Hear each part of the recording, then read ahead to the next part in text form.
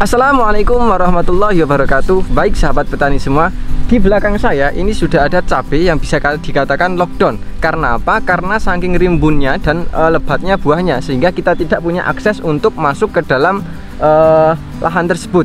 Dan informasi tambahan, kita akan fokus pada cara merimbunkan buah. Dan yang lebih menarik lagi, yang punya lahan ini adalah dulunya bekerja di luar kota, dan karena efek pandemi sekarang beliau di rumah dan bisa menghasilkan tanaman yang serimbun ini.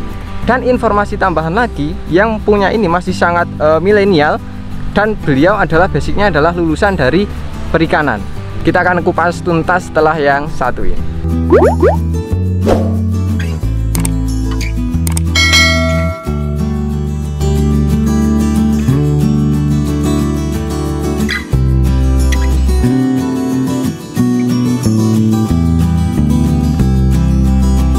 Oke, baik sahabat petani semua, kembali lagi bersama saya Zaki di channel Mitra Bertani TV.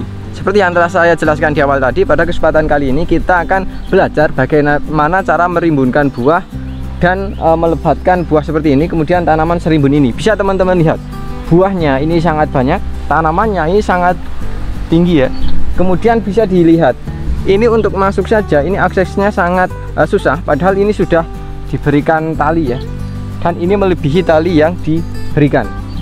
Oke, kemudian informasi yang sangat menarik lagi, ini sejarah lahannya adalah tanpa diberikan pupuk dasar sama sekali. Kemudian dulunya ini adalah kerdil. Jadi tanaman ini adalah kerdil, kemudian dengan sedemikian rupa perawatan sehingga sekarang bisa menghasilkan tanaman yang selebat ini.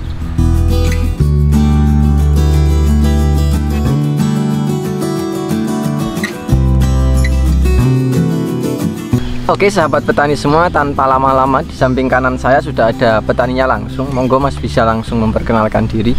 Perkenalkan, nama saya Anang Ismawan. Anang Ismawan. Umur 21 tahun, tanggal 20 kemarin 22 tahun. Kalau boleh tahu ini alamatnya mana Mas ini tepatnya? Rumah saya Wates Pecanganem Serumbung, Kabupaten Magelang. Oke, jadi Mas Anang ini masih muda belia ya. Jadi beliau baru umur 21 dan 22 di tanggal 20 kemarin, dan kita ucapkan selamat ulang tahun Mas Anang, semoga diberikan keberkahan umur. Amin. Oke. Ini masih tergolong petani yang sangat muda ya, milenial gitu. Nanti akan kita kumpas tuntas kenapa kok bisa memilih jadi petani gitu. Tapi sebelum itu kita akan fokuskan pada pembahasan mengenai tanaman cabai ini. Kalau boleh tahu Mas, kalau boleh diceritakan ini dulunya awalnya ini seperti apa kok bisa jadi serimbun ini Mas? Dulunya itu ini lahan bekas tanaman terong.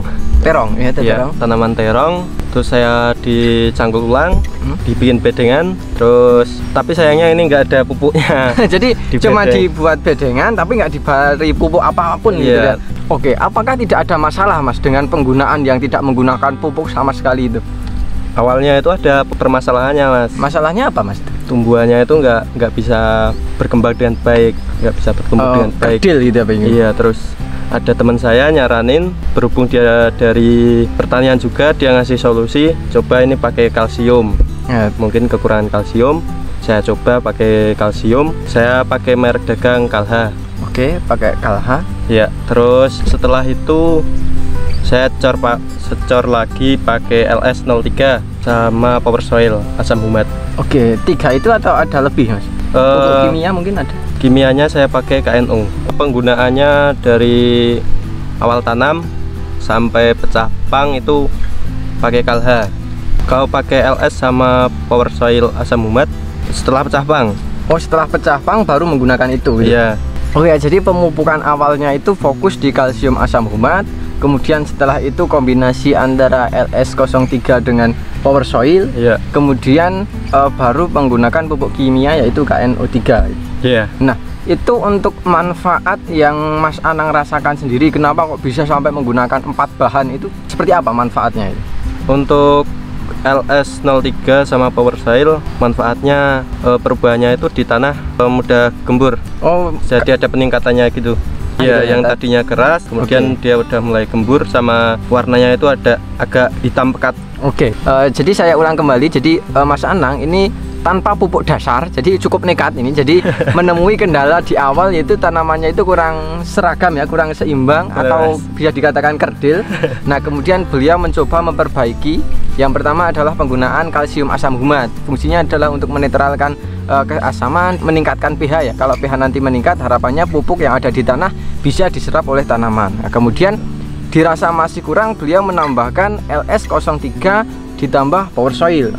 Nah, manfaat yang sangat beliau rasakan itu tanah menjadi lebih gembur, pori-pori tanah menjadi lebih besar, sehingga seakan-akan tanaman itu untuk menyerap nutrisi itu lebih mudah. Nah, setelah tanah sudah diperbaiki, baru beliau menambahkan pupuk kimia, yaitu menggunakan KNO merah. Kemudian ada dampak enggak dengan penggunaan pupuk kimia secara terus-menerus itu, Mas? Dampaknya itu yang tadinya rimbun, bunganya banyak itu terus rontok. Oke, jadi ada plus minusnya ya. Jadi beliau menggunakan pupuk kimia tersebut, ada efek sampingnya yaitu kerontokan. Nah, untuk mengatasi kerontokan itu apalagi yang Mas Anang siasati? Karena ini kalau dilihat dari kerimbunannya kan sekarang kan sudah rimbun buahnya itu. Untuk kerontokan saya pakai Kalha untuk kocor. Okay. Kemungkinan kan kekurangan kalsium juga, makanya gampang rontok. Terus setelah itu saya main Vitaron sama Morden, diselang-seling gitu Mas ya. Untuk daunnya dengan sistem rolling. Kemudian untuk buah tadi kan sudah pakai untuk meminimalisir kerontokan. Kemudian untuk pembuahan sendiri ada nutrisi lagi atau tidak? Untuk pembuahan saya pakai Kalinet. Itu dosisnya berapa, Mas? Saya pakai 2 tutup. 2 tutup, 3 tutup. Yang paling kelihatan di bunga dia berkembang lebih banyak. Oke ya, mungkin itu pembahasan dari Mas Anang terkait rahasia untuk mengubah tanaman yang awalnya kerdil sampai sekarang bisa serimbun itu ya. Jadi bukan cuma tanamannya yang rimbun, tapi buahnya juga lebat gitu ya, Mas ya. Alhamdulillah. Oke, mungkin itu dulu terkait tanaman. Nah, kita akan mencoba membahas Mas Anang ini sebenarnya siapa sih? Maksudnya sekarang baru umur 21 dan 22 tahun lebih 2 hari. Lebih 2 hari. Kalau boleh tahu ini awalnya sekolah di mana atau kerja apa ini, Mas Anang? Saya sekolah di SMK Pertanian, ambil jurusan perikanan, tapi agak menyimpang ini. Nggak nyambung lagi ini perikanan. Kemudian sudah kerja kemarin? Saya kerja di Bogor di perikanan juga, selama 2 tahun. Pas awal Februari saya pulang karena ada COVID melanda itu. Terus selama itu saya ikut orang lagi nyopir sayur kalau malam. Terus kalau siang itu kan ada waktu luang, ini mau buat apa gitu. Pas santai aja. Terus saya kebetulan ada lahan, saya minta ke orang tua, minta izin orang tua buat digarap. Saya garap, tanamin cabai. Berarti ini lahan perdana Mas Anang menggarap ini gitu ya, Mas ya? Iya.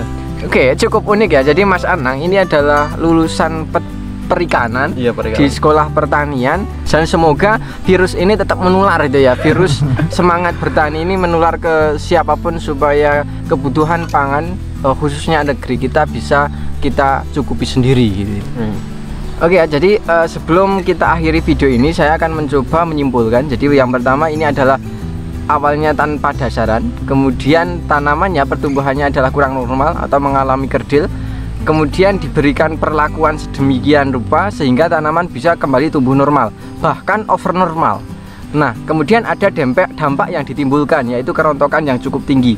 Kemudian untuk mengatasi itu, pemberian kalsium baik via bawah maupun via atas beliau sering lakukan intens.